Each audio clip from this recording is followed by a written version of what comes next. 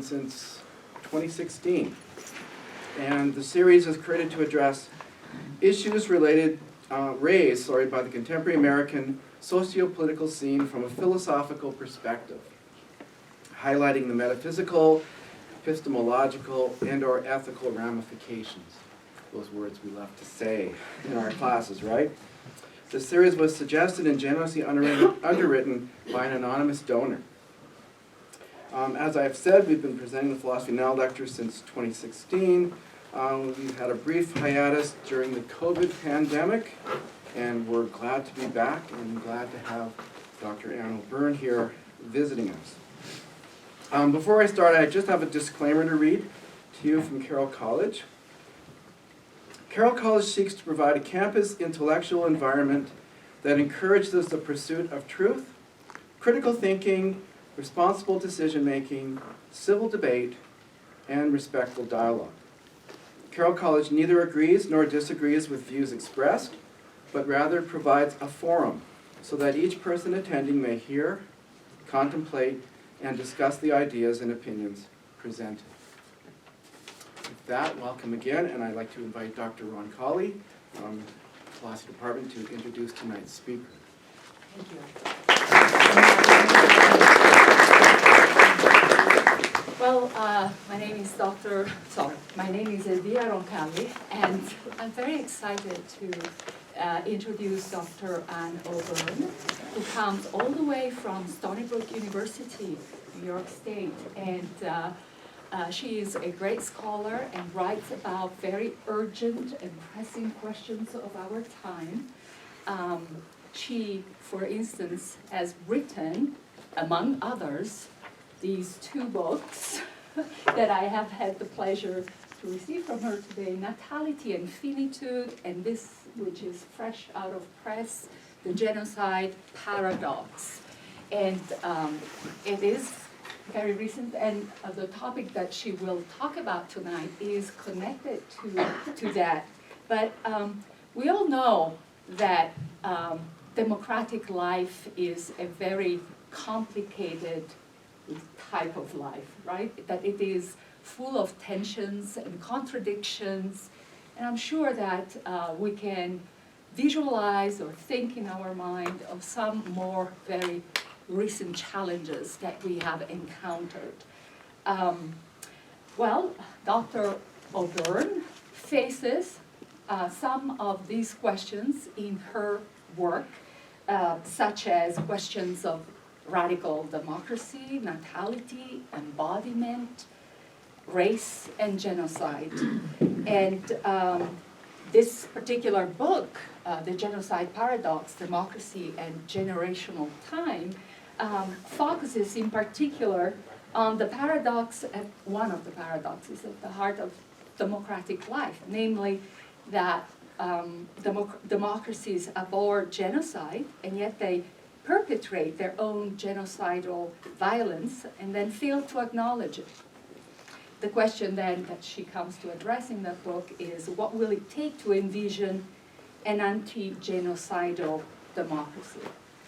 The talk that she is going to give us tonight is about the tension between kinship and citizenship. And as you can see, she has already prepared her notes on the board. So basically, between the desire that we all have to belong to a community, to be part of it, right?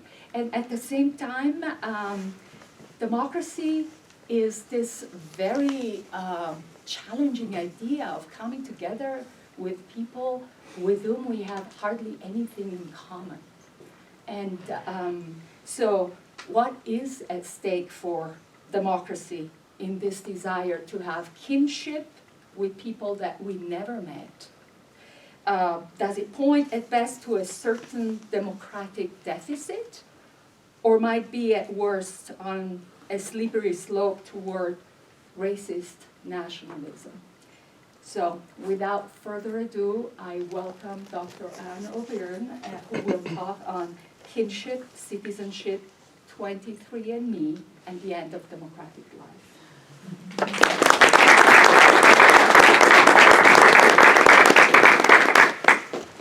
Thank you so very much for inviting me here, you and your colleagues in philosophy. And it's great to see everybody here tonight. I very much appreciate your being here.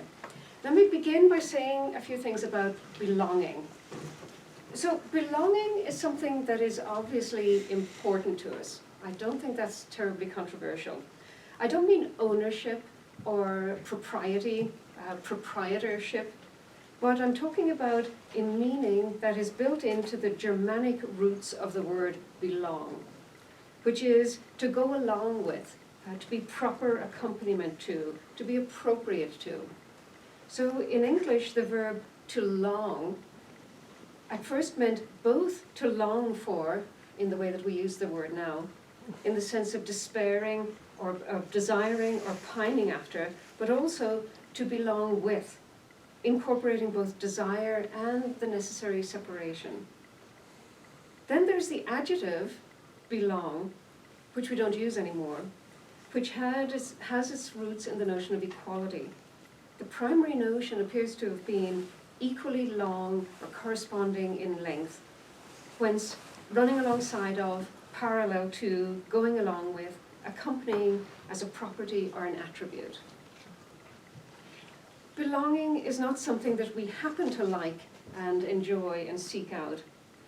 Rather, it is crucial to our making sense of the world, and for the process of making a world into our world. When we're born, we arrive into a context that we have no choice but to experience as the world as such. It is our world, though we don't yet know to call it that, because it addresses us, provokes us to understanding. The world calls us, lays claim to us, and we belong to it before it belongs to us. Don't forget, as a baby, we don't know anything. We belong to the world, we belong to other people, before we can exercise belonging on the world and on our families. We find ourselves, as we grow up, in the situation of having been introduced into a language and into a world, first as passive recipients, but then also as active and passive participants in the activity of making sense of it all. That is to say, we come to be by virtue of our passive initiation into the world and then our active and passive engagement with various worlds. I think this plural is significant. It only occurs to us to claim the world as our world in that moment when we realize that there are others. That is the moment when we're addressed in languages and signs that we have to struggle with in a new way. What about some examples? What do I have in mind here? As infants, the world that has been right there in the most intimate way suddenly addresses us across an appalling distance when our carer or our mother steps away. And in response, Freud famously described the game of Fort Da. So mom leaves the room, the kid takes his toy and throws it away under the bed. That is to say, it's fought, it's gone, it's there. So given the lack of control that he has over when his mother comes and goes, he is rather claiming control over what happens to this toy. It's off under the bed now, but he can go and get it again. He can control when it comes back again. So fort is away, da is here. Another example. As a school child, you find yourself in the schoolyard, having to deal with relationships, even violence, that you never knew at home. A music lover might catch glimpses of another world. A student might encounter the world of molecular biology.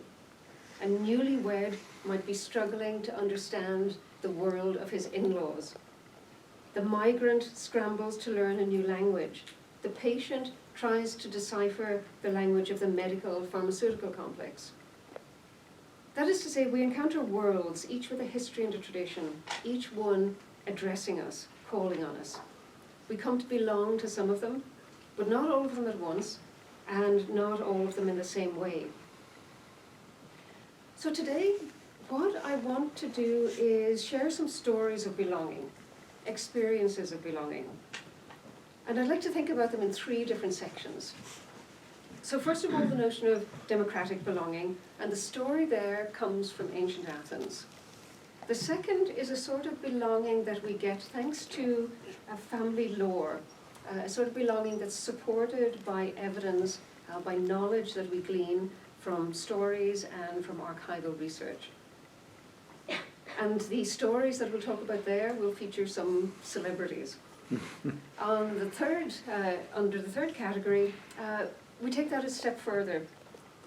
It's genealogical researchers that are focused here, but also some celebrities again. But here we're talking about another element, a sort of scientific knowing that comes from using DNA as a way to think about who we are. But so what? I mean, what's all this about? Here's the problem, and I wonder if you agree with me that it'll be a problem too. So I'm interested in hearing from you at the end if you agree that it's even a problem. If we line up these forms of belonging, so a democratic belonging, a belonging that is undergirded by a notion of historical kin, shared historical experience, and belonging that we trace through DNA, which may be a sense of belonging with people that we haven't even met. Is there a danger as we go through these three sorts of belonging that a kind of toxic absolutism is going to creep in? Are we in danger of finding ourselves on a slippery slope? So if we have a hard time feeling what it is to belong to a democracy in a deep and satisfying way, does that set us sliding towards these other more affectively, emotionally satisfying sorts of belonging? So that's the question. First up then, democratic belonging. And the guy to look out for here is Cleisthenes. So the Athenians in 508, before the Christian era, were fighting. The aristocratic families, four aristocratic families, were all fighting amongst themselves as to who will have dominance in the city. Solon, sometime earlier, had introduced the notion of the rule of law. But how that worked out shifted back and forth. Sometimes there were tyrants, sometimes there were attempts at a greater sharing out of power. But at this particular moment, the aristocratic families couldn't agree on who they were going to support. And the form that their fighting took turned into a kind of hysterical, obsessive studying of the citizenship roles of the city.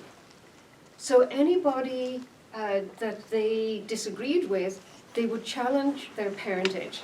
So they'd go looking through the rolls of the city and say, well, was your mother really born here? Are you sure that you're a true Athenian? And this was getting completely out of hand because everybody was combing through these documents and making challenges left and right. It was becoming unworkable. Cleisthenes himself belonged to one of the aristocratic families. It's not entirely clear how come he had the authority to do this, but somehow or other he was appointed to resolve this situation. And the way he did it was by saying, okay, enough with the families. Okay, you're going to continue to exist as families, as institutions, as ways of relating, but that is not where citizenship is going to be embedded. You're not going to participate politically by virtue of the family you belong to. Instead, let's look at the territory of Athens. You've got the city, you've got the coastline, and then you've got the countryside. So let's divide the whole thing up geographically, and each district or deme will be made up of a bit of the countryside, a bit of the coast, and a district in the city also. So demes, this was the key element in the creation of democracy. Once these demes had been divided up, again, not entirely clear how it was decided which pieces of land belonged together. Once they were all divided up, it was up to everybody who had any kind of reasonable claim to be a citizen of Athens to pick his deme. And from that point on, he would participate in the democratic life of the city as a member of a deme. So he would go and join the gatherings, the decision-making gatherings in Athens on the basis of his membership of the deme. They would take turns within the deme, for instance.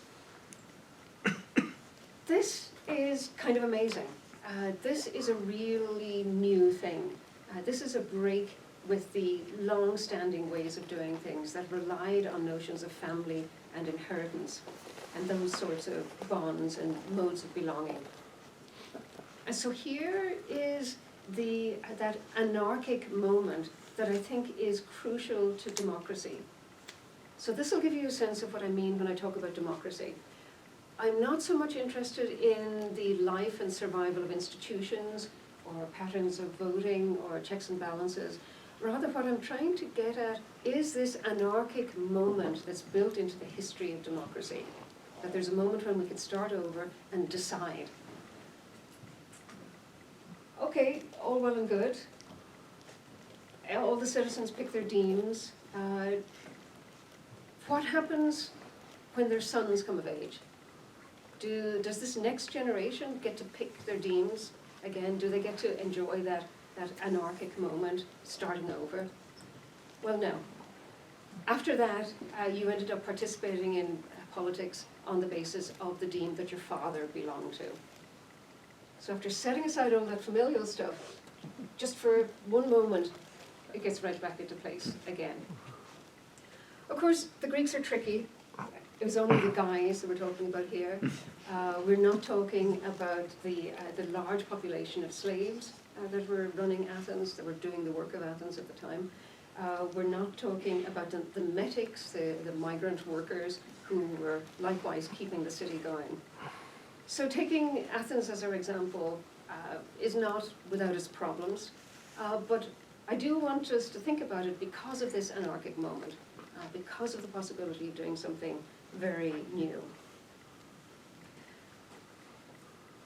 There's a hint at what might be a solution to this problem, and it's not one that I'm going to do very much with today, but I think it's worth bearing in mind.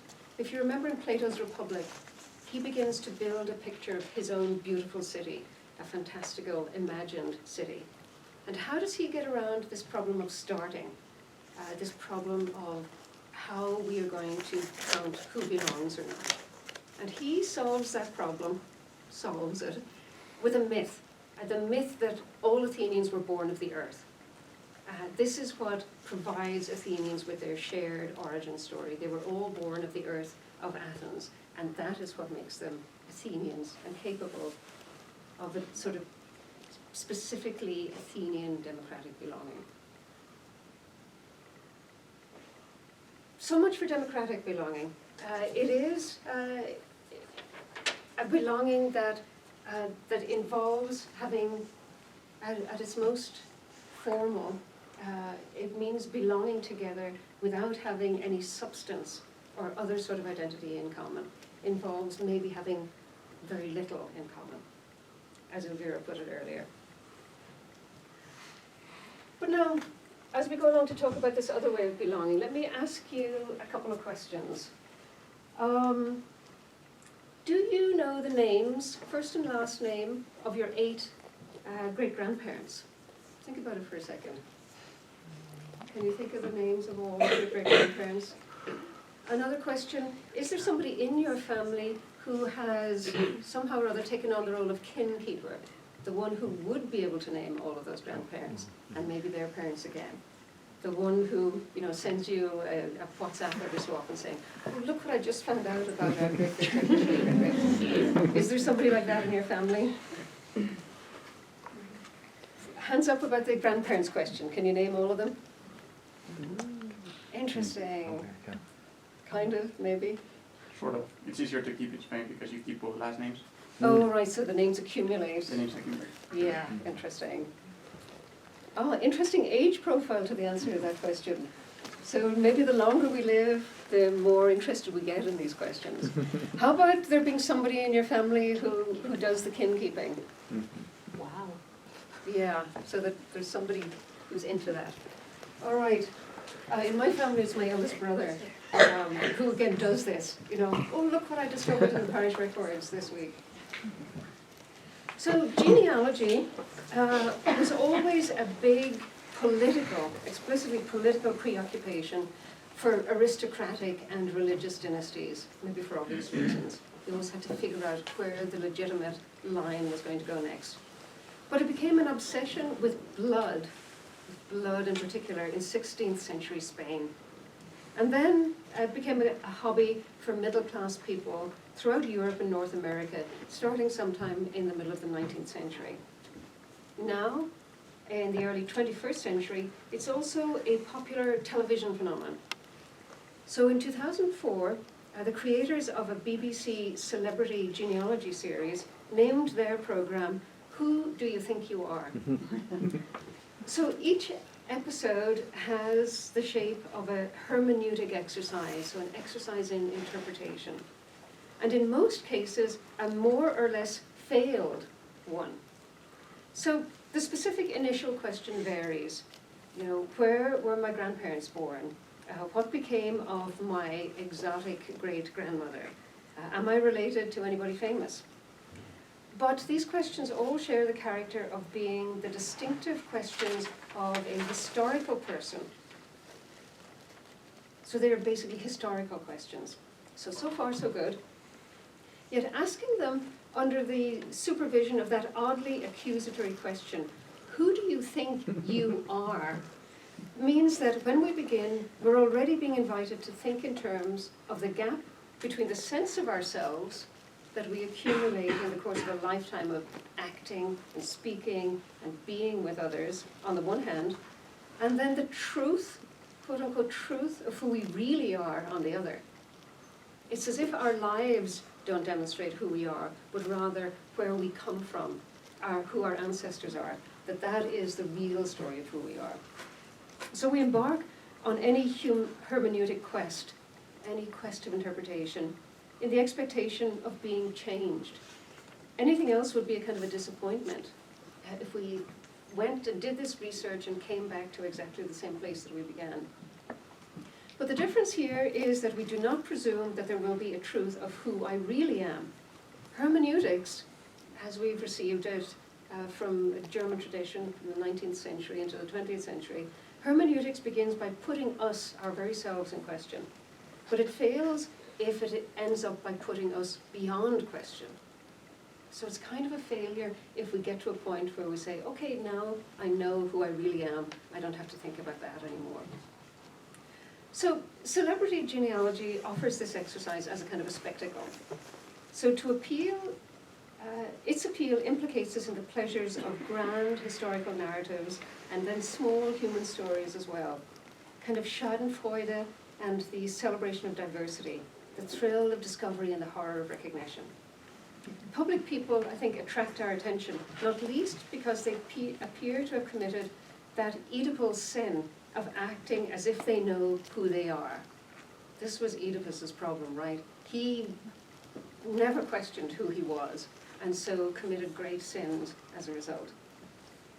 So we enjoy hearing about celebrities talking about their families because of the stories that they cherish, make explicit what they value about themselves, and the distinct pleasure of the spectacle is, I think, the possibility of some sort of revelation that will dismantle their public persona and show us who we're really dealing with. So I think we buy into this whole notion that there's a real story. So each episode is set up along a narrative arc that brings us to a nugget of truth, if not the truth, of who the subject is.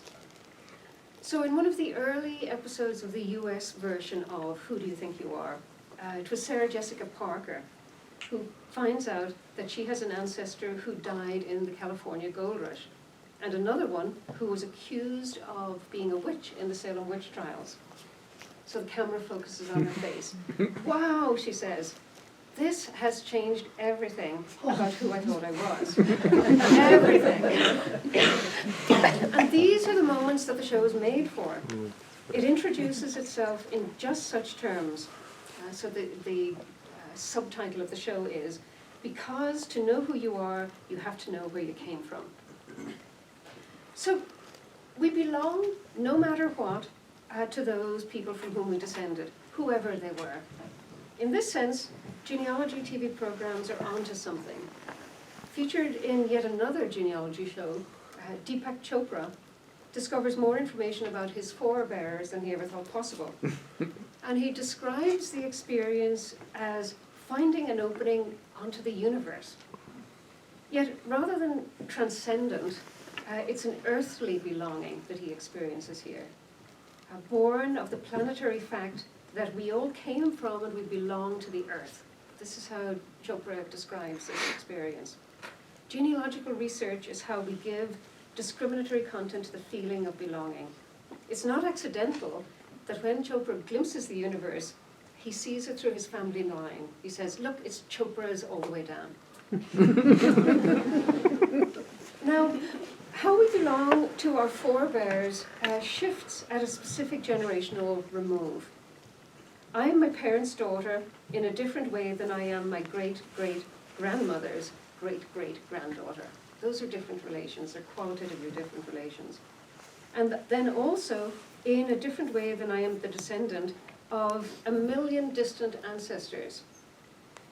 1 million, okay, I pulled that figure out of the air, but we don't have to go back very far to count our ancestors in the millions. I merely know that there were all of these millions of other humans, and I can acknowledge them as having to have existed in order for me to come into being. They were a condition for the possibility of me. I may know the names of those 8 great-great-grandparents, or I might know the names of those great-grandparents without having known any one of them. And then I knew my parents as closely as I know anyone. And yet I belong to them all with that absolute, helpless, irrevocable belonging. There's nothing possessive about this. It is rather a matter of belonging to the past that brought us into being, and that we can't appropriate in the sense that there's nothing we can do to change it having happened. Actions can't be undone. Injustice can't not have happened. The dead will remain dead, and I cannot not have been born. So the ancestors belong to me as absolutely as I belong to them, but our existential reciprocity ends there, because our helplessness takes different forms. I could never have done anything about all the begettings and bearings that eventually turned out to have been the empirical conditions for my coming into the world. But those ancestral begetters and bearers could have decided to avoid procreation altogether, or they could have had different children with different people. I mean, how many know the story of how their parents met? Yeah. Have you ever thought about that story in terms of how it could easily not have happened? I mean, what if your dad had sat down in a different class in the classroom that day? What if your mom had taken a different train that day? So our coming into being is just completely contingent. But now it's happened, and it is an absolute, irrevocable part of the history of the world. But those ancestors, they were helpless too. I mean, however deliberate they had it in their powers to be, like however much control they had over their own fertility, however much freedom or thought went into their choice of life partners, they could not have known whom they would bring into the world. So all those great-great-grandmothers couldn't have known that there would be me. My parents may have chosen to have a child. There are 5 in my family. Family lore is that the first one was planned. I'm number 4. But none of them could have known that there would be me. My parents might have chosen to have a child, but not even then could they have known there would be me. And yet for all that, because of all that, we all belong. So philosopher Shannon Hoff writes, the individual lives inside broad worlds and structures of significance. And she is able to live a more or less meaningful and competent individual life because of the various forms of involvement she has with these worlds and structures. The involvement of belonging, participating, enacting, mattering, and so on. She develops the capacity for meaningful activity as a consequence of being passive, both to their formation and cultivation of her, as well as their meaningfulness. Close quote. So, emphasizing again, we didn't choose to be, or how, or with whom we would come to be. Yet we arrived, configured for meaning. We arrived ready to get stuck into the work of interpretation, into a world that is already meaningful and that was itself reconfigured by our arrival. Let me put a little flag here. Are we beginning on the slippery slope already, I wonder? Is there a danger already lurking here that the desire to know those to whom we belong absolutely is going to get mixed up, confused with a desire to belong to something that we regard as absolute? An absolute group, an absolute genus, an absolute tribe. If so, that's a tragic sort of longing at best, but at worst it's a pernicious conviction of the reality and the exclusivity of human groups, of human races. There's nothing inherent in the thought of human group that can reliably intervene in that slip from best to worst. And that's, I contend, that's why democracy had to be invented. That's the little flag I want to put here. But now, let's think of another way of thinking about belonging, another way of doing genealogy. And as it turns out, there's a show to go with this too. So, how many people here know of 23andMe or the genealogy services? How many people have participated in them?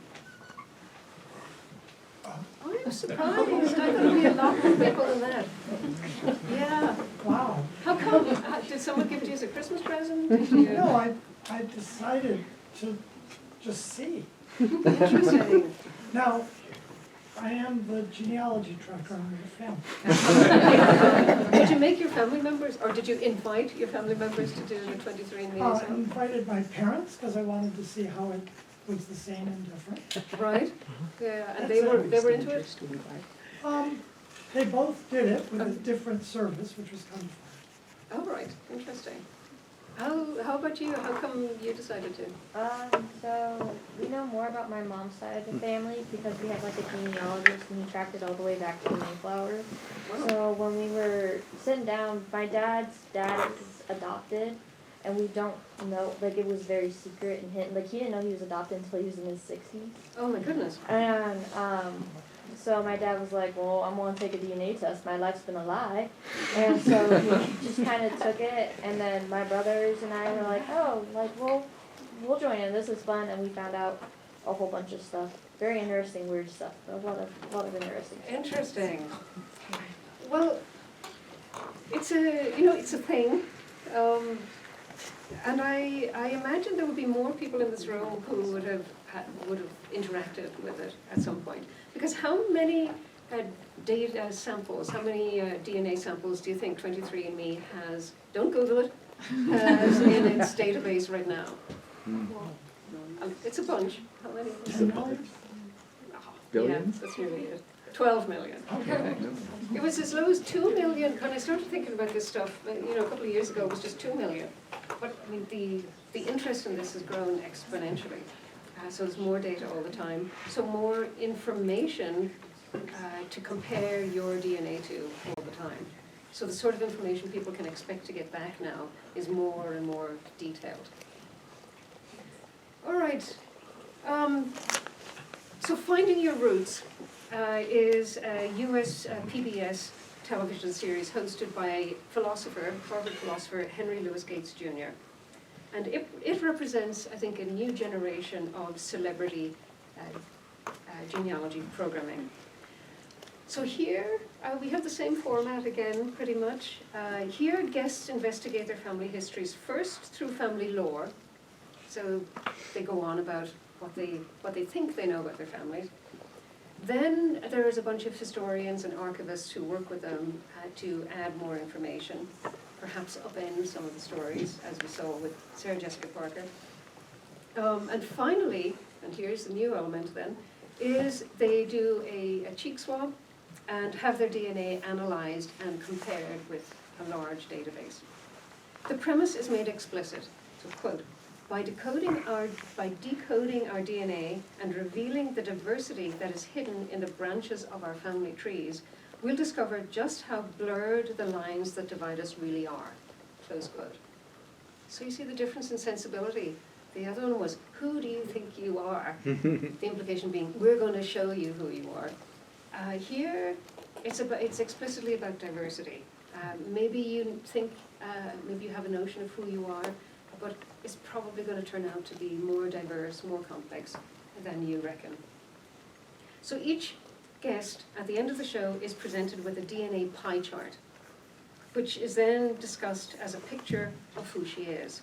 So you're 12% Native American and 28% Sub-Saharan African and so on. So all the percentages are laid out in the chart. The designators marking the pieces of pie are all geographic. So it is not specifically using the language of race, but describing parts of the world. Usually referring simply to continents, but occasionally they're made to refer to more specific groups. Ashkenazi, British, Iberian, Igbo, and so on. So each chart does indeed show a diversity of genetic origins. Like occasionally, like Henry Louis Gates Jr. went on Stephen Colbert one night, and Colbert had done the DNA test. And Gates, who's black, says, you know, you've got to be the whitest person that we've ever had. Similarly, certain people end up having, 98% Ashkenazi DNA, for instance. But then that makes you wonder, where did that 2% come from? In any case, each chart does indeed show a diversity of genetic origins, and each one is offered as further evidence of these blurred boundaries. So Gates, being a philosopher on a TV show, is making an argument. He makes the same argument every week, that we are more diverse than we think we are. But the problem is, I think, that the very premise might end up being part of the problem.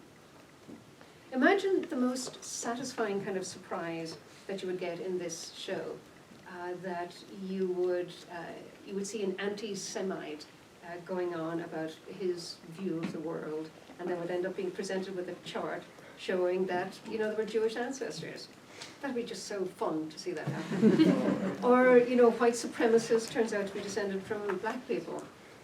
The racist, after all, is convinced of the ontological claim, so a claim about their being, that where you come from is who you are. But this is also the unspoken premise of the show's epistemological, ontological claim about being, about knowing, and that to know who you are, you have to know where you come from. So the racist declares that the divisions between the races are real. For Gates, DNA analysis shows that the blurriness of those divisions is real. Both reinforce the expectation that by showing us what is in our cells, what is in our DNA, science can tell us where we really come from, can set us straight about who we really are, and tell us where we really belong. So as you're probably realizing, I'm concerned about this really, that this is the truth of things. This is the last chapter in the story. So DNA shows up when we ask the question, who were my forebears? And then we submit DNA for comparison to a large, but there are 12 million samples on 23andMe, and there are lots of other platforms too. But it's still a selective database. It's still not everybody. And so my DNA gets compared with this large pool of data. So genetic code identifies relationships, and finding your roots sometimes uncovers genetic evidence that fills in a specific gap in the historical record. So sometimes that's how it works. There's a story, we don't know where this grandfather was from, or this grandfather was adopted, and there's a gap there. Let's do DNA and figure it out. So for people whose enslaved ancestors were not named in the US Census before 1870, this can mean just an explosion of information and an incomparable sort of satisfaction. So for example, Deval Patrick, the first black governor of Massachusetts, he had his Y chromosome compared to the Y chromosomes of descendants of the family that had enslaved his ancestors. Right, so the white family that had enslaved his ancestors compared with his Y chromosome. So C.C. Moore, who's the show's genetic expert, writes this, quote, "It was very clear that Deval carries the Y chromosome of the original Wetmore immigrant, Thomas Wetmore of Middletown, Connecticut." And we're talking about Mayflower times here too. who was born about 1615 in England.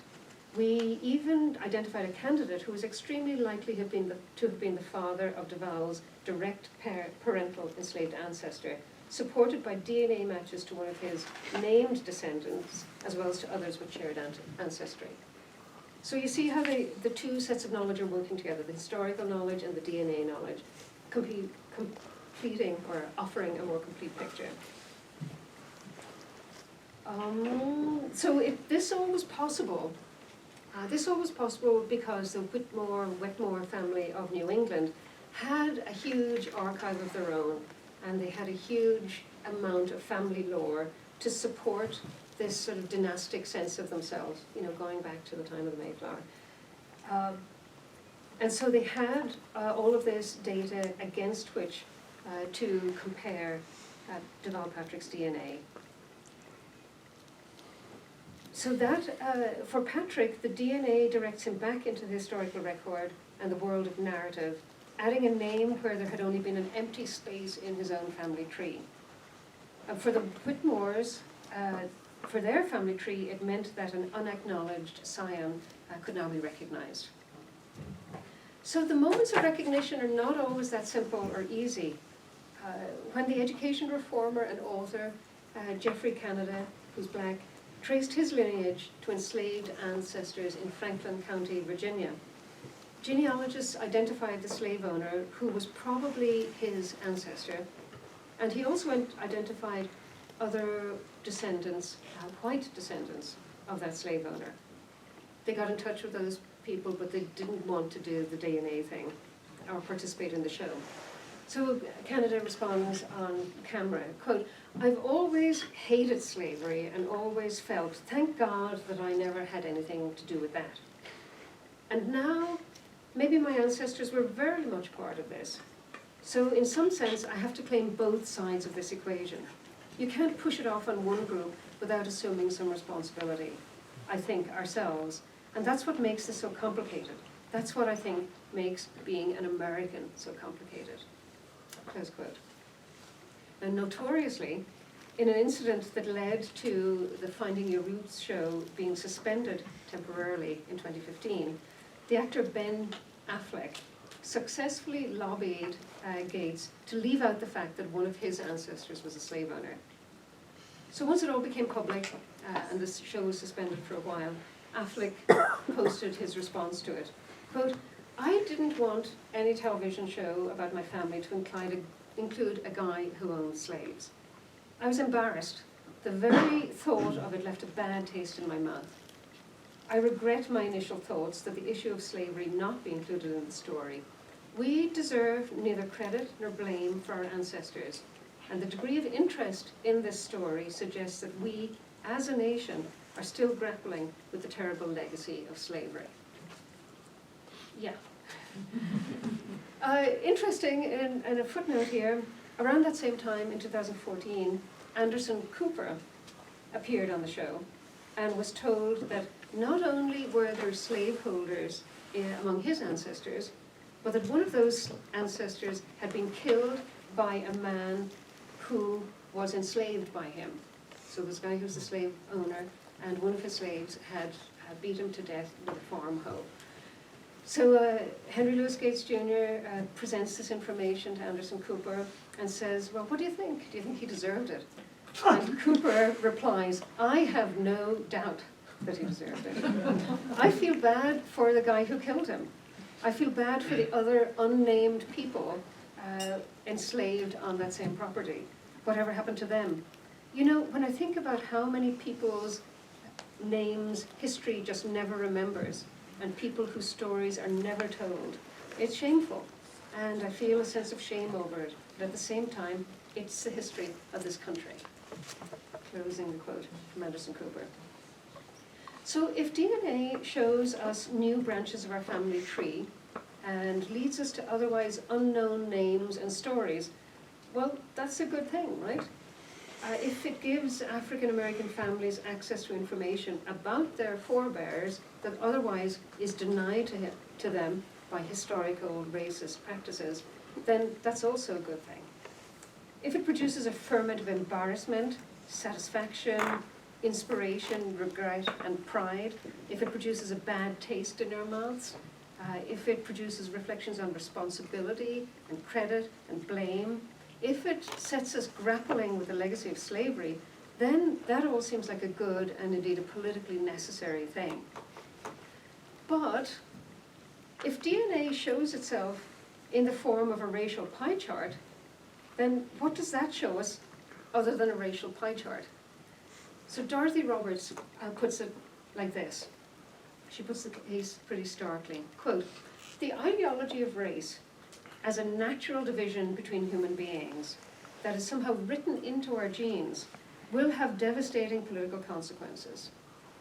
It can serve as a linchpin of a new, already emerging biopolitics in which the state's power to control the life and death of populations relies on classifying them by race." Well, hang on, where does this leave us then on the slippery slope? As I said earlier, I think there's a shift that happens in our relation to our forebears as we go back. So as we work our way back through the generations, I think there's a moment when something changes. It is significant that in Athens, back to Athens, by about the mid-4th century BCE, they emphasized the 3 generations issuing from a single ancestor. So this constituted a distinctive group, one ancestor and the 3 generations that followed. This specifies a limited set of relatives that I might know or I might have known, whose names and identities could be preserved in living spoken tradition. So this is not a clan, this is not a tribe, but a group of people linked through a great-grandparent. So the Romans identified a comparable break, but they happened to set it a little bit further back. For them, the great-grandparents of my grandparents, so that is to say the generation of the Atavus and the Atavia, they lay definitively beyond reach. So I think that's true if we think about the length of a human life. Those are people we could not have known. Somewhere between my grandparents and their great-grandparents, living memory of the ancestors gives out.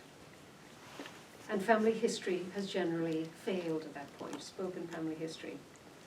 What had been clear lines of descent reaching back from one person to the next now become branches fading and petering out.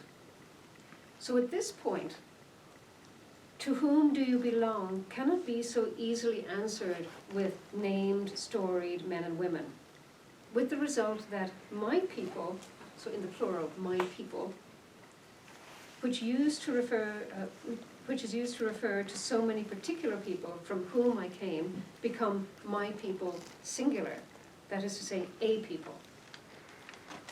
You see what I'm getting at here? We can tell stories about particular people or particular ancestors, and this seems to work for a few generations back. Maybe not so many, given that not all of us could name our 8 great-grandparents. But this peters out pretty quickly, it's our desire to belong to an inheritance does not give up so quickly. And so a shift happens from a group of people that we might be able to name and tell stories about to something else, an entity, a group, a people singular. No longer able to answer the question, who are my people, we slip towards what is my people, as if these were the same question. The project of filling in my ancestral tree cannot determine such a thing. Beginning with me, the tree branches infinitely into the past and provides no criterion that will fend off infinitude. This can go on forever. The number of my ancestors is innumerable. We have to draw a criterion from somewhere else. And when we do that, the ghost of those ancestors who aren't included in the tree, the names that go unremembered by history, they haunt the lineage that we choose to remember and we choose to engrave in the back of our family Bibles.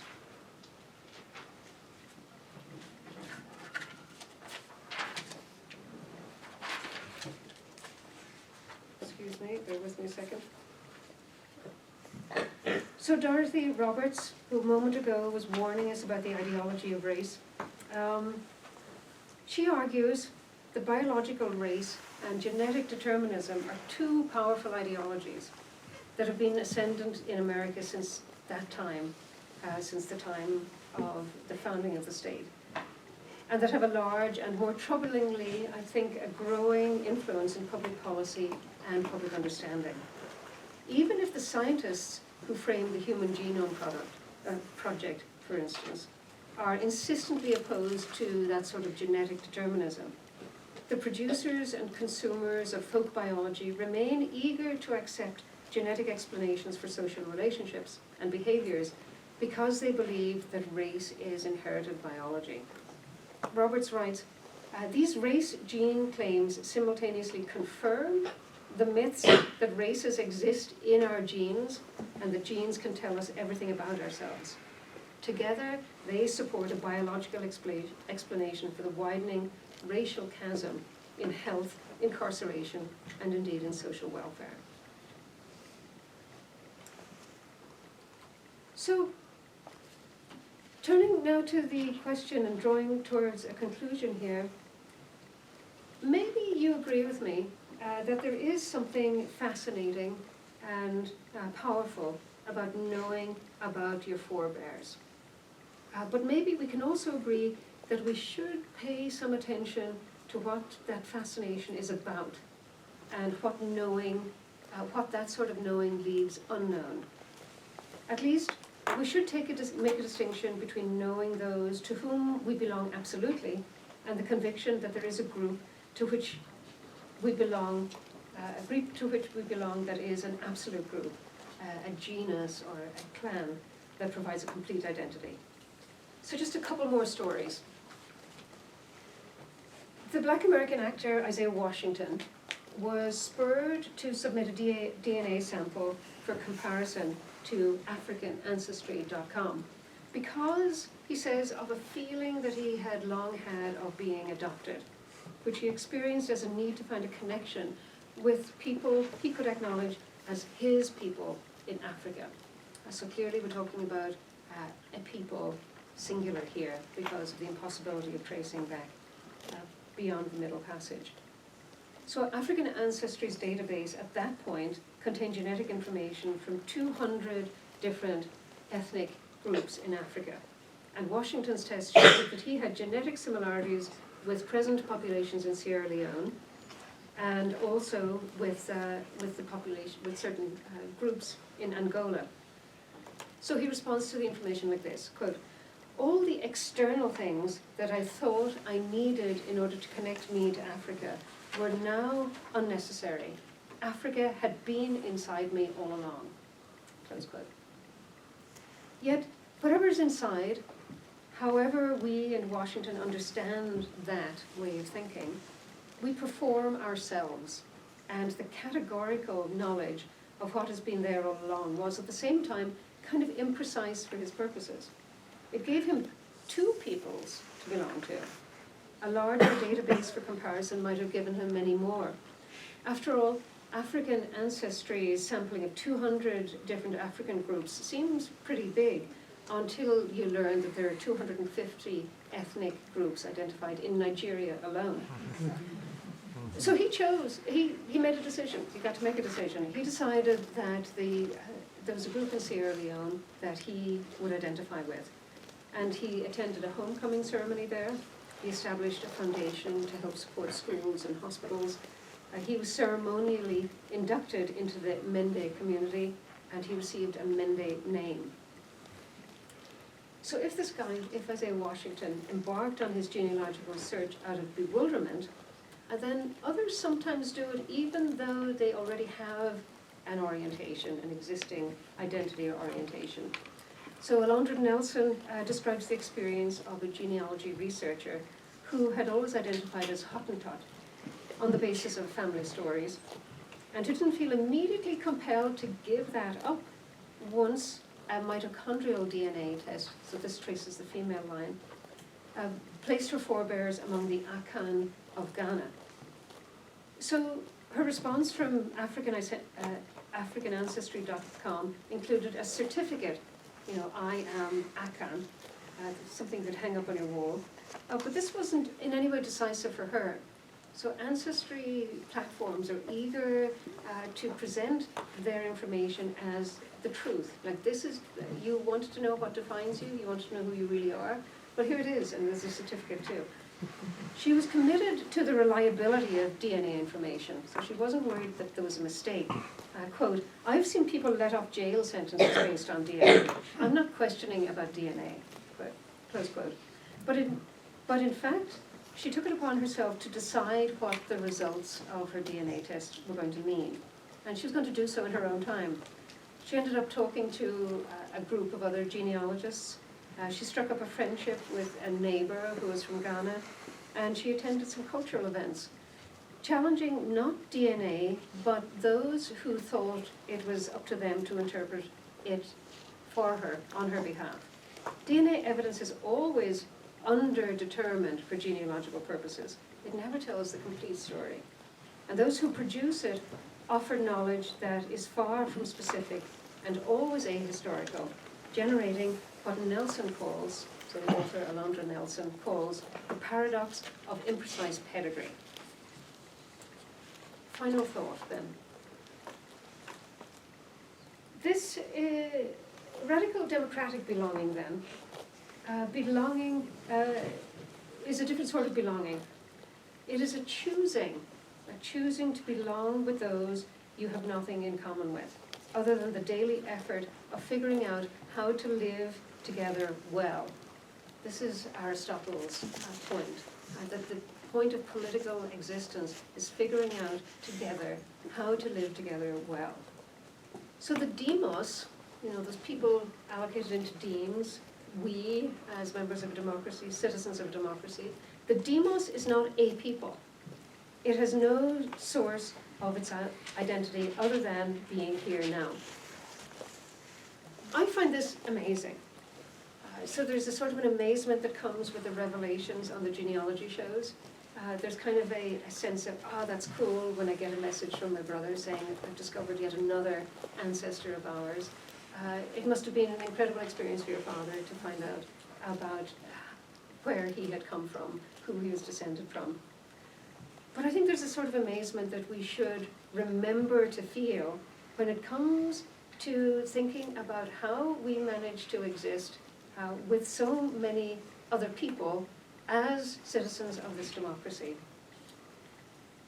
I think it's amazing, I think it's astounding that we can even try to do this, to devote ourselves to keeping open a place where impreciseness of pedigree is tolerated, maybe even it's positively valued, where we can tell long and deep stories about our pasts and yet hold open the question of what that means and how they are shaped by desires and affect and contingencies and what they will have to do in the end with that democratic project of living together well. Thank you.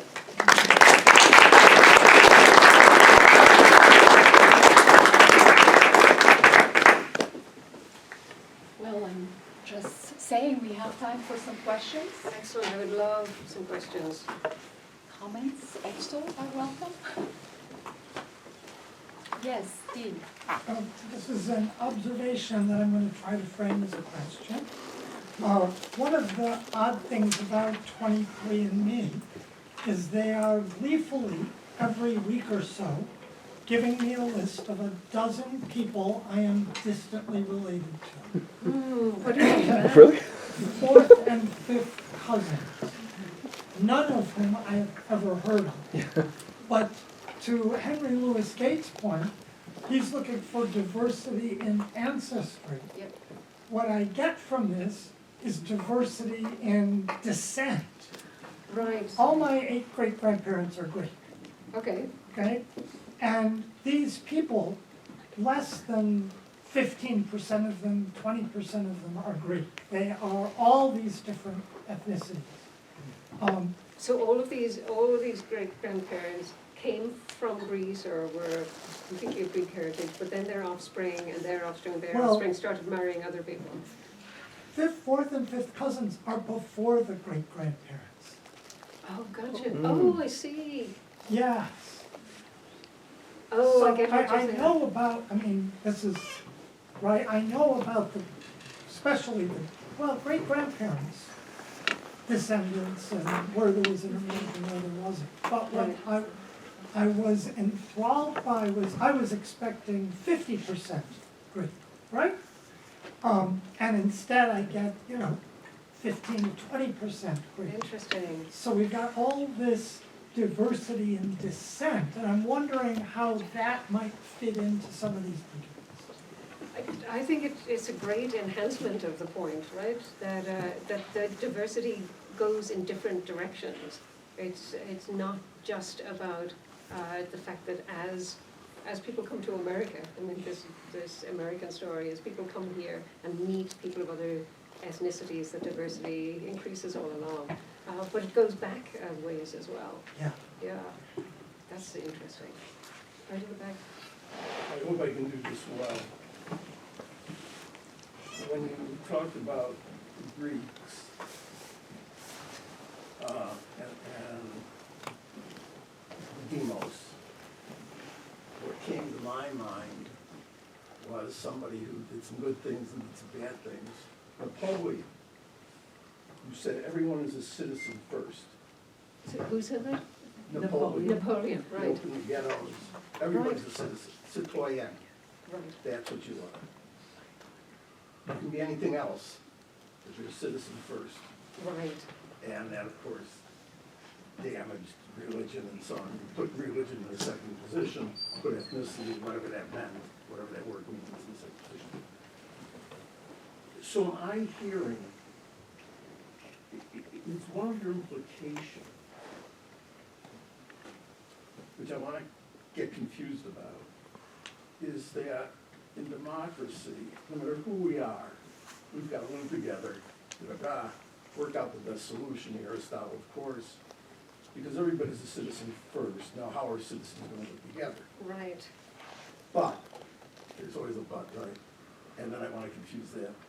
Are you saying that's one option, but it's versus what's happening in our country in terms of identity politics? That's the reverse. And identity politics is in conflict, that's a strong word, with this other position of everybody being a citizen first. Are you implying that position, or am I supposed to get that idea? Yeah, this is, how dare he go right to the hardest thing? This is really the difficult thing.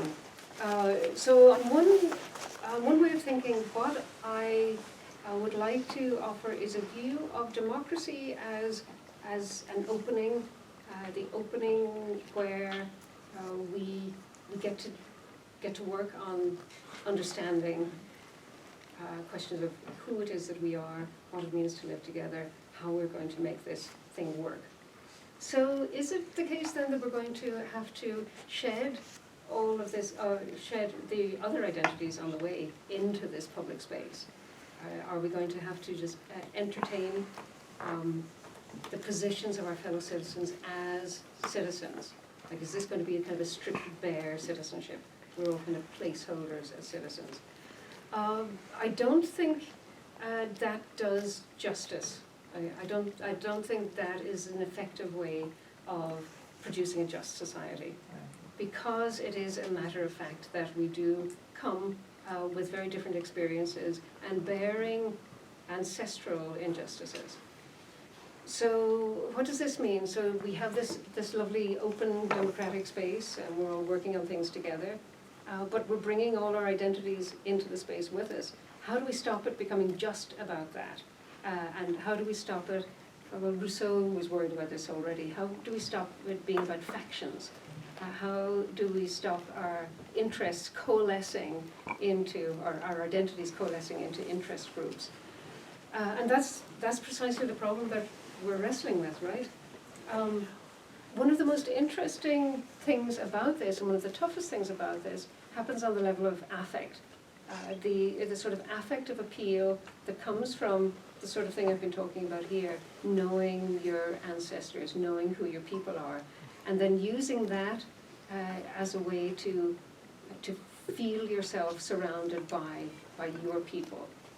But that strikes me as, that very satisfaction strikes me as politically dangerous, because it reduces all questions to questions of, well, what's it going to do for us?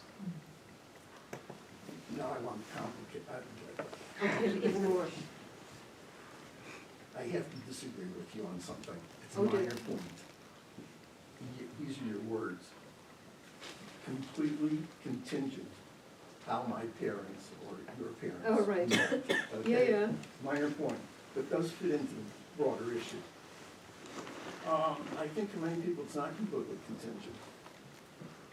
Because of, Excuse me for this. My words are not politically correct. Rich people tend to marry rich people. That's why they go to Yale, Harvard, Tulane. yeah, rich And that's what- is not just a and class, we're but it's a seeing- social group. Seeing that as part of what's happening and probably the country's frames and so on and so forth. So even if we have a problem with citizenship versus identity theory, obviously we want to opt more toward the citizenship. It's obvious that parents, if they know, generally want their children to go to certain places and meet certain people. That's a point, yeah. And that's not contingent anymore. Well, yeah, I guess it's how closely you zoom in. I mean, so do you hang out that summer with this guy or with his friend? You know, both in the same social class. I mean, it's social classes replicating themselves. But I guess the very specific contingencies are still in operation there. I think yours is a I suppose I want to tell a metaphysical story at a certain point, but politically speaking, yours is more relevant. Yeah, I need to take that into account. I'm curious about your thoughts about sense of place, because you've used the expression about democracy that it either is or can be people who have nothing in common. Right. And the land and the sense of place that we have provides a huge sense of community, I think. Right. And that is a huge part of democratic belonging. And I think that we do better getting along with each other at local level in general than we tend to do as a national level. And I think even as I look at our state politics, you almost have to bring in a bunch of national issues that may or may not affect Montana, but that's how you stir it up. And that's what makes us fight with each other more, I think, than if we're concerned with common ground and the place where we live. I think that's a very marked tendency these days, yeah. I tried to slip that in with the notion of here, right? That we have to figure out how to live well together here. But then that's only the beginning of the problem. What's here? What counts as here? The deans, just a tiny detail here, the deans were interesting in that they don't appear to have been set up in boundary as carefully bounded areas, but rather the model for thinking about it, I think, is you can talk about a house as being what is within four walls, or you can talk about a home as being what is within four walls, or you can talk about home as being what gathers around a fire. So in the same way, the demes were not what fell within these boundaries, but it was, this settlement and its surroundings, or this valley, or this, stretch of river. So the question of boundaries was not the way we use it today. And I think that's a promising way to start thinking about place and what it means for us to be here. And at the most metaphysical level, the most reassuring level, I think it reminds us of our existence here, on ground, on the earth. I think we have a lot more thinking to do about that. Thanks. So I've never done 23andMe. I have given my dog a DNA test, so that's gonna come up in a minute. Started on It's gonna come up in a minute. So I'm really struck by your analysis of like finding your roots and how, right, you get this racial pie chart, and our instinct is to like racially essentialize, right? To go for some racial, but I'm imagining a host of other people who probably get these results, right? And get the racial pie chart and say, yeah, okay, like there's some things I didn't know, right? I mean, in my own family history, I'm probably more Jewish than I realize, right? And just having this kind of tendency that I had when I got my dog's DNA test, where it's like, it tells me it's every kind of dog. So what you're telling me is it's a dog, right? And so, and I guess I would read that as a more cosmopolitan tendency, right? Like you could see somebody getting a racial pie chart and just saying like, these categories don't matter, we're all a mix of some stuff. Right. And we're all just kind of citizens of the world, which might be... Citizen first, right? Yeah, so why is it, do you think, that the instinct, and maybe you don't have an answer to this, but why is it so taken in a kind of racially essentialist way? Because I could see it doing some of the destabilizing work that I think Gates wants it to do. Right. But it doesn't tend in that direction. I think this is a conceptual problem with the whole notion of hybridity. But for, but 20 years there, hybridity was the thing. Look at us, we're all hybrids. We're all mixtures. Purity is just, it's not a thing. And it's a dangerous thing to pursue. But the notion of hybridity itself relies on there being purities that then get sullied. It still relies on this notion of there being different breeds of dog and then mutts, as if the breeds were something that, existed from time immemorial, and then the mutts somehow just, were let loose and had sex with the wrong dogs. Whereas, of course, the kennel club thing, this is a whole, 19th century thing, right? Let's have breeds of dog, let's have them do different work, let's train Dalmatian, or breed Dalmatians so that they trot along beside the carriages at the same pace as a trotting horse. Like it's breed and breed and breed these dogs until they look beautiful like this and do this behavior. So out of centuries of muttdom, these various breeds were condensed, created, fashioned, and now we're stuck with them. we have a dog, a COVID dog, which came from a shelter, small white dog with short legs. That's as much as you can say about him, really. But sometimes my daughter's out walking with them and says, "Oh, what kind of breed is your dog?" And she makes up something every time. She calls him like a Burmese military dog or whatever, just to mess with this whole thing. I'm proud of her for that. So you had your hand up and then at the back. So I have a question. When you tied all this, especially DNA stuff, you were tying it, or the people that you mentioned, they tie it to race, which is a rather, how do I put this?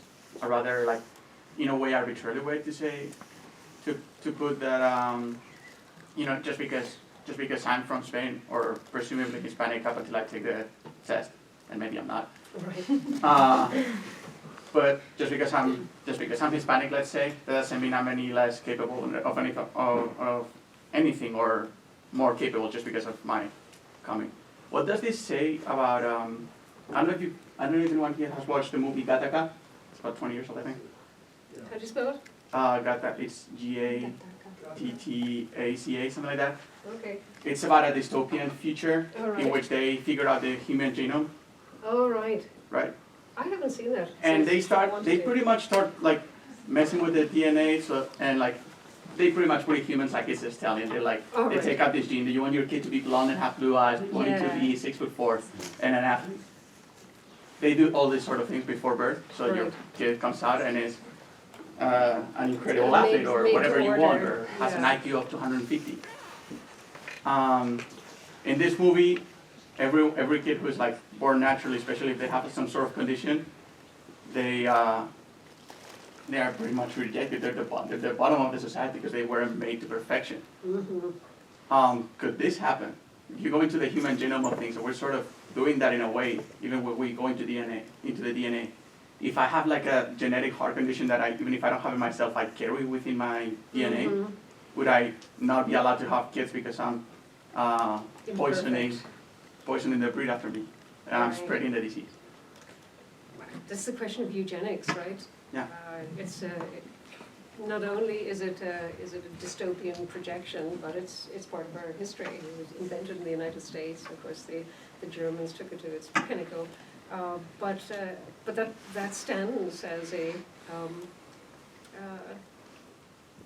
well, as a sort of horror insofar as we value human diversity, right? I thought you had an earlier question. Oh, you were saying that I start talking about DNA and then I quickly go to start talking about race. Well, I mean that you tie it in both ways. Like these people are tracking where you're from in the base of where you are, and eventually ties to race, right? So Right, you're yeah. 15% African American and you're 30% Caucasic. I don't know. Right, European, again. European, things like that. Again, they're very careful about using geographical terms rather than racial terms, but the mapping is pretty, mapping it onto racial terms is very straightforward. I'm pointing to that because I'm precisely afraid of the slippery slope. That a fun thing, just finding out, you know, a pie chart, oh, I didn't know we had ancestors from Armenia, all that interesting stuff, then slipping towards a sort of essentialist notion that this pie chart tells me something about who I am and tells me that there are these categories in the world that I now know the truth of. I did do a slipping there, but because I want to point out that I'm afraid of that slippage. Thank you. I'm going to look up the moving.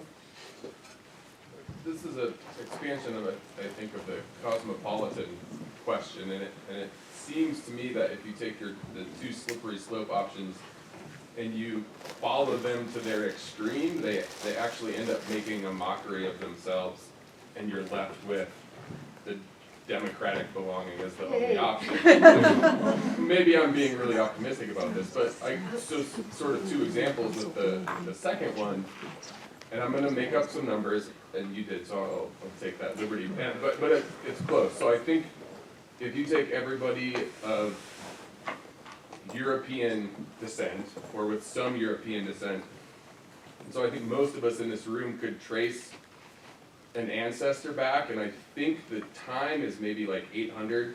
Mm-hmm. And we can all trace back to the same individual person that is an ancestor of all of us.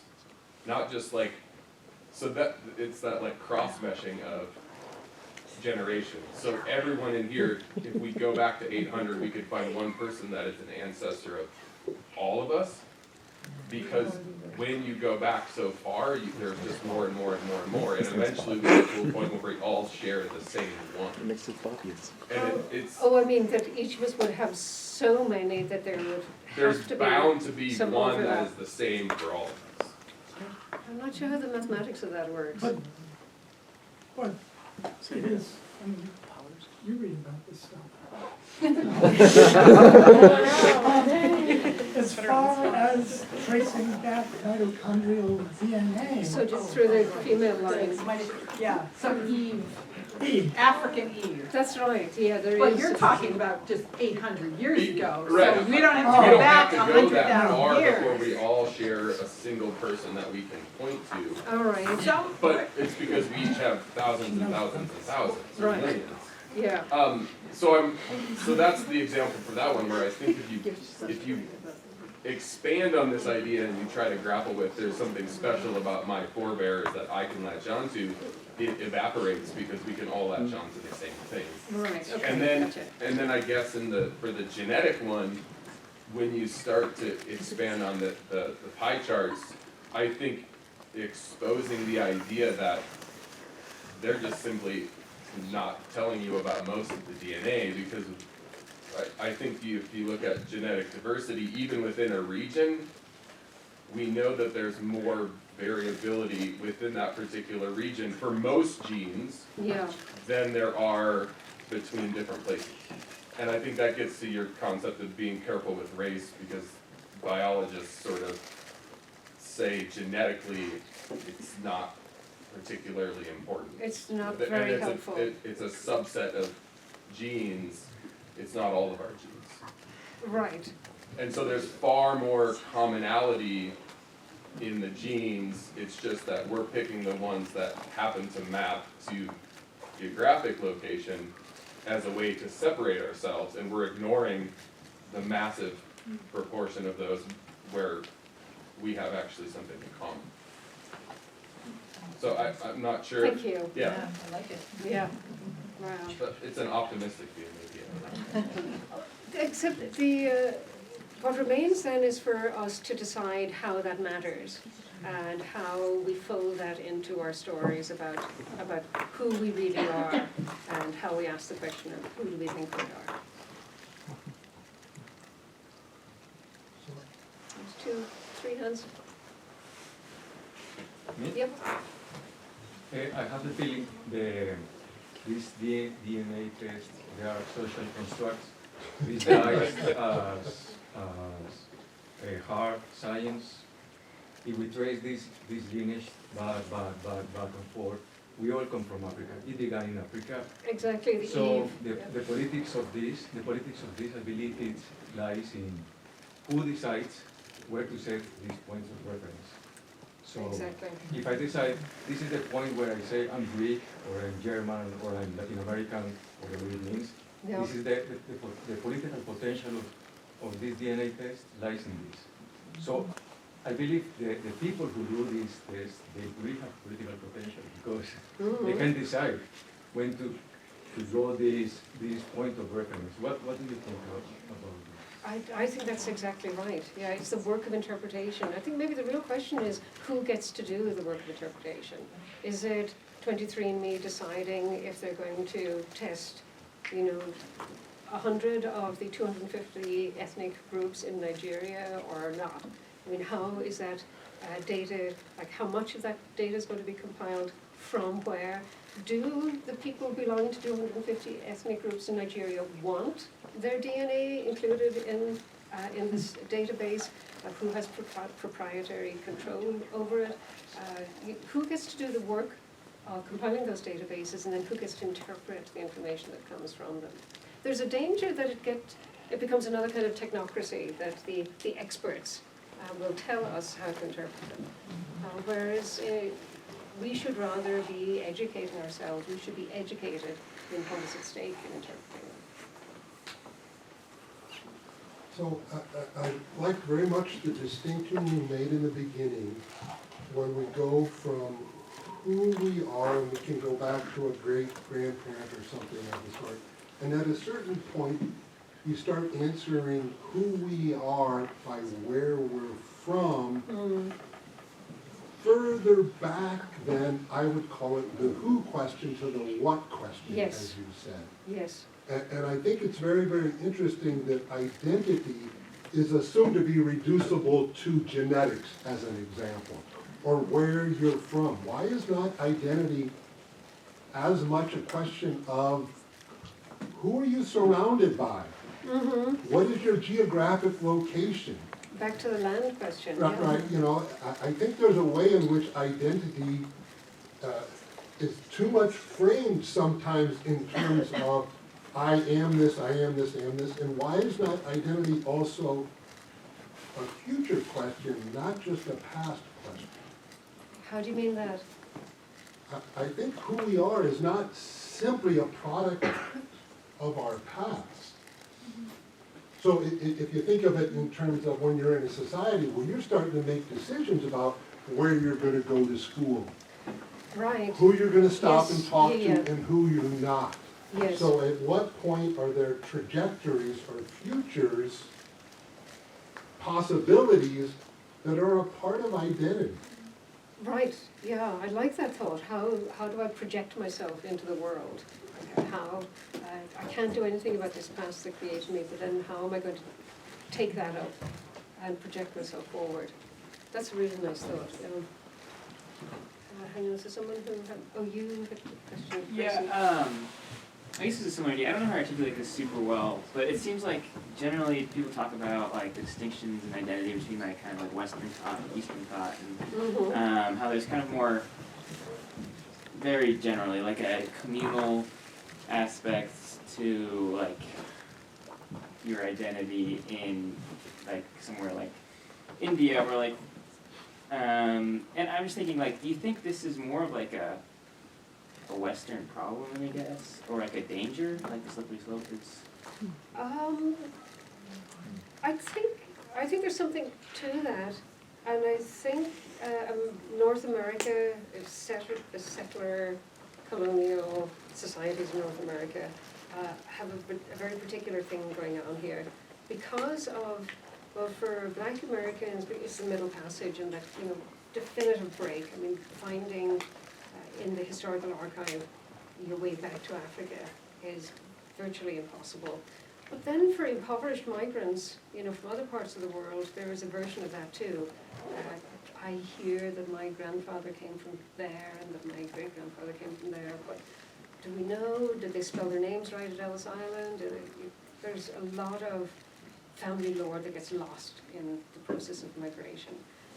So I think that there's a very rich diversity here, obviously, but that it gives a very particular shape to this question of what it counts to know where we came from, what is at stake in the desire to know where our ancestors came from, and why it is that we want to identify as Americans, you know, citoyen, we want to, and then also want to fill it in other ways, and are constantly deciding. The ebbs and flows of politics are constantly shifting as to which of those we're expected to own up to, most of all, whether we are citizens first, or in this case, now we're fractured and splintered, and rather it's my identity first. Thanks, that's a nice question. I suppose another way of thinking about it, the example of India, for instance, a situation where you find yourself living in a place, where your ancestors have lived for generations, gives you a set of, a sort of a body of communal lore that establishes an identity in a way that we don't have once we've had this experience of migration. Oh, sorry, yeah, right behind you. Go ahead. No, I'm sorry. Sorry. Yes, please. Is it? Yeah. So we're talking about belonging and being citizens. I was wondering, what do you think, where does the entitlement or the root of xenophobia, for example, comes from? Yeah.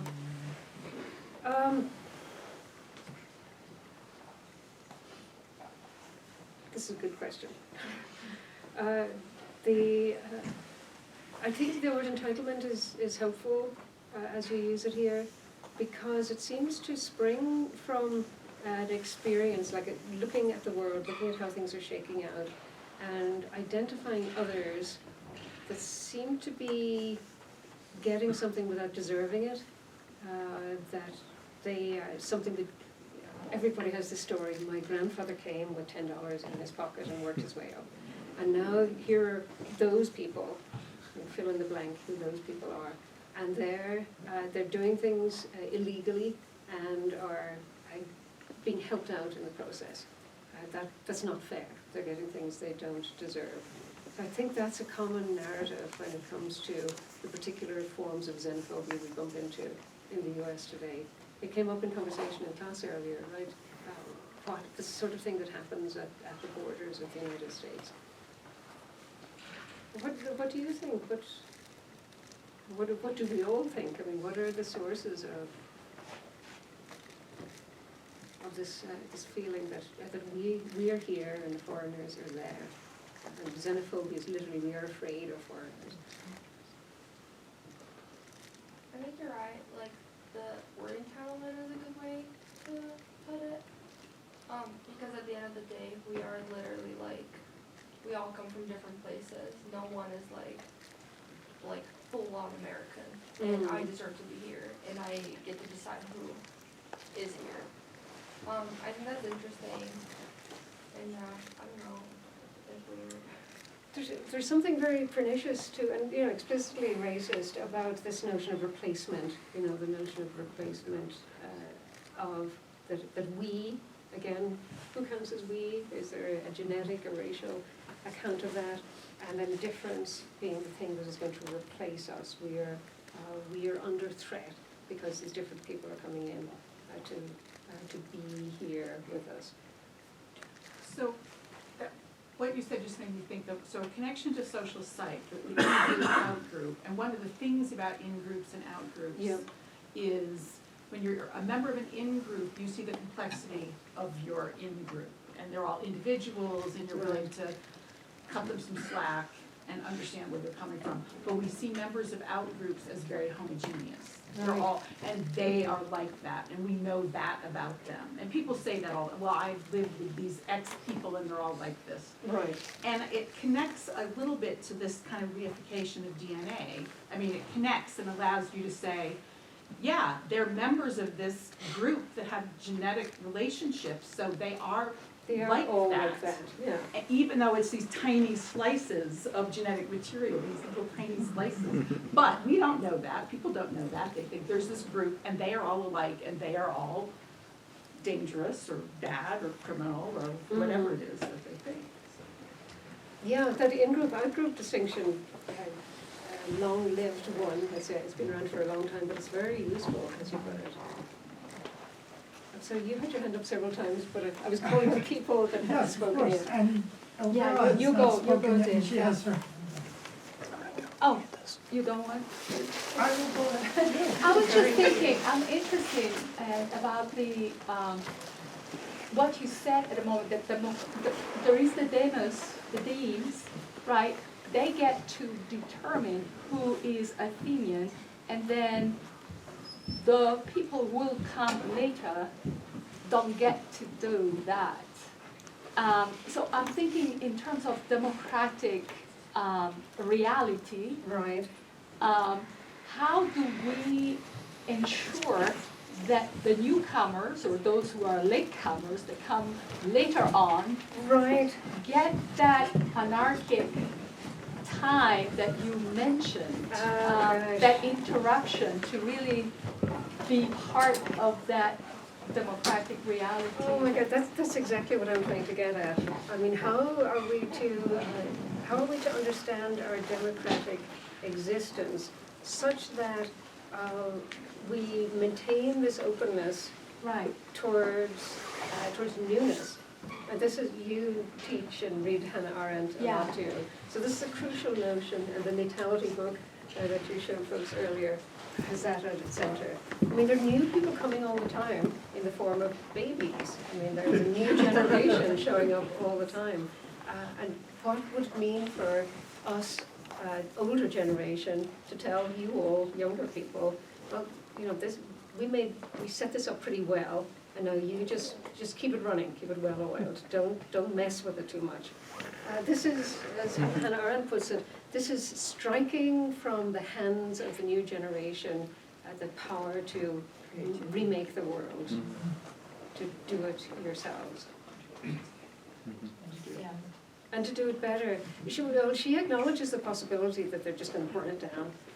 That's the revolutionary possibility that's always there. And there's also the possibility that their education, here we are in an institution of education, their education will be such that it just channels all the energies into the old ways of doing things. So it's just holding it up. But maybe there's some other things in between, burning it down and just like filling in the grout. It bothers me about, you both said it, the idea of citizenship. So we've got this category. Isn't it, this is metaphysical and ideal, don't laugh at me. Isn't it our job as college professors, as people who study the literature and history, philosophy, to say there's something deeper than even citizenship or identity, which gets us past those terrible Mexicans that we've heard so much about. So Right. aren't we supposed to begin at a base that we're all human beings? The base is humanity. Yeah. That's the story we want to tell first. Then we move on to, okay, now let's parse this out. Citizenship, whatever else. Private identities, the way we conduct ourselves sexually, so on and so forth. So maybe I'm being biased here, but that was the approach I always took. Maybe that's very personal now. The first level that I address you as is not that you're an Irish American or a Polish American or black. I address you first as a human being. Now, then we can go to other things. And it would seem to me that gets past that.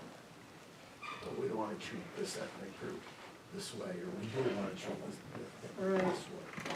So even below citizenship is more fundamental property of all of us. Humanity. Right. Now, I know that's idealistic, but it bothers me. That's what I thought we were supposed to be doing Right. in liberal arts.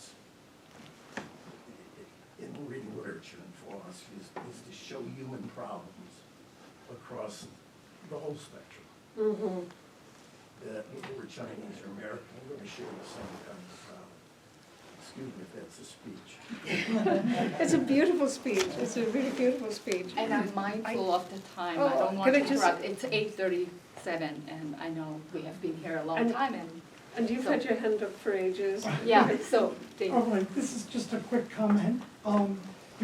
You pointed to the arbitrariness of the 200 African databases. Right. And I just want to add another data point to your argument, which is, as a subscriber to 23andMe, every 2 years they send me a new pie chart. And it changes every time. Because they're adding new categories, or they're No. just shifting? They're shifting existing categories. So the first time I came out as something like 8% Italian, I'm now up to 20%. How does this happen? My identity is shifting. If it gets up to Exactly. 50, it blows my mind. It's your data point in the midst of the 8 million, 10 million, 12 million. Yeah. Fascinating. You had your hand up. Want to have the last word? Yeah? Oh, me? I think I came to get some ideas about how to speak with my son, who lives in Columbus. Cool. My son lives in Columbus, Georgia, Okay. which isn't a very big community, and they have 5 shootings per day, and it's always the Black Americans, and it's like what this gentleman was saying back here. How do you get the humanity when you're terrified and you're under threat? And like what you were saying, in group, out group, which is a nice idea for talking with him. But I can't, it's like I'd like to help him shift, you know, without being a dictatorial mom and saying, oh, I can't stand to listen to you. Oh, gosh. Yeah, it's difficult.